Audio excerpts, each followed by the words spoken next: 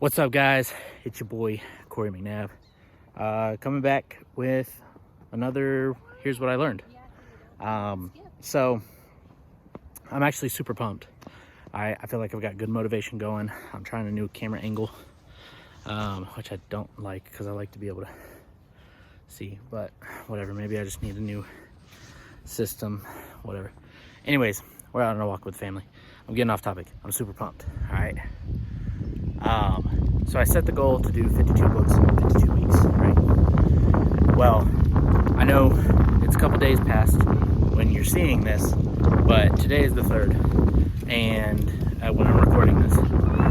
And so far, 3rd day into January, and I've finished 2 books. All right, now, they were fairly small, but still, it gets the motivation going. I'm moving up to bigger books, and so we'll see how this goes. That being said, the second book that I read, it's called The Wealth Mindset by Neville something. I'm sorry. But it was just, I picked it up. It was in our home library. I picked it up, I looked at it, and I was like, seems like a small book. I could probably read through this real quick, and it seems around the same concept that I'm pushing towards.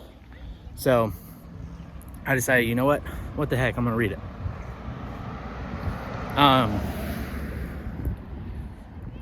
Well, it was not what I was expecting.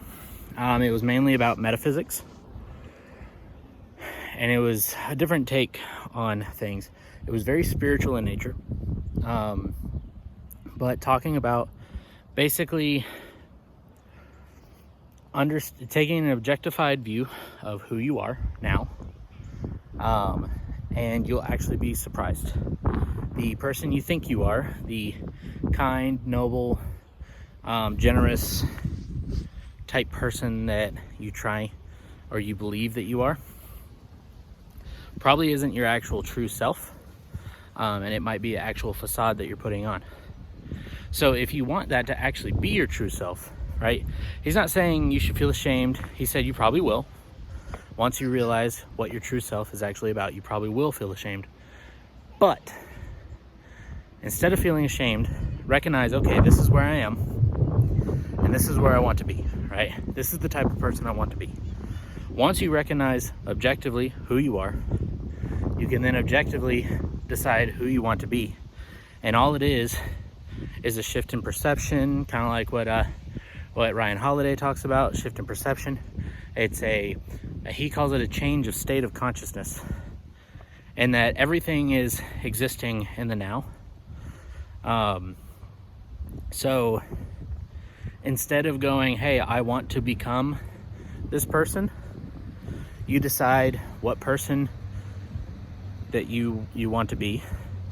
But instead of saying I want to be, you decide, you imagine as though you are now. Very like kind of law of attraction type stuff. I say that not having read that book yet, but pretty much deciding who you want to be, and then start acting like that person. Or imagining yourself like that person, and then you become that person in a sense. But it's not a thing that you have to learn, that you have to necessarily like, oh, I've got to go learn this skill before I can do this, blah, blah, blah, blah. Maybe that is true. Maybe you got a skill you got to learn, right? And I'm still combating with the process as well. But simply you can be that person now. You just have to make the decision to be that person. So he goes into more detail about like every man has or every person. I don't know when it was written. I should probably look that up too. But every man has an inner self and an outer self, right? Your inner spirit and your outer body, right? What we don't realize is that our environment, who we surround ourselves with, how our outer self reacts to things, is a direct representation of the state of consciousness that our inner self, our spirit, is identified with, right? The inner self has the ability to identify with any state of consciousness that it chooses.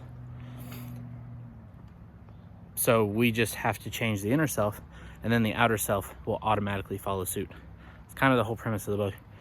It is really tough, I'll be honest, to kind of understand, because it's very, not esoteric, that's not the word, but like, instead of just saying, hey, the inner self is this, blah, blah, blah, it's like the I, and you must deal with the self, and like, just that verbiage kind of threw me off, so I might have to read it again to fully understand it, maybe a couple times. But I thought it was really interesting, and it kind of tuned in with a lot of stuff. And of course it references the Bible, and how Jesus spoke was actually a convoluted way of, saying that kind of like, if the Father is in me, or if you have seen me, you have seen the Father, right? Because the inner self and the outer self are the same. It gets really kind of not crazy. So, well, maybe not crazy. It's starting to make sense to me. But if you have not dabbled in any of, I guess, the metaphysics world at all, it might sound super crazy. So, anyways, that's what I learned from The Wealth Mindset. It is a decent book. It's very, very interesting. I would recommend reading it. I'll put in the description below the actual author's name. I just remember Neville. He mentions himself a bunch.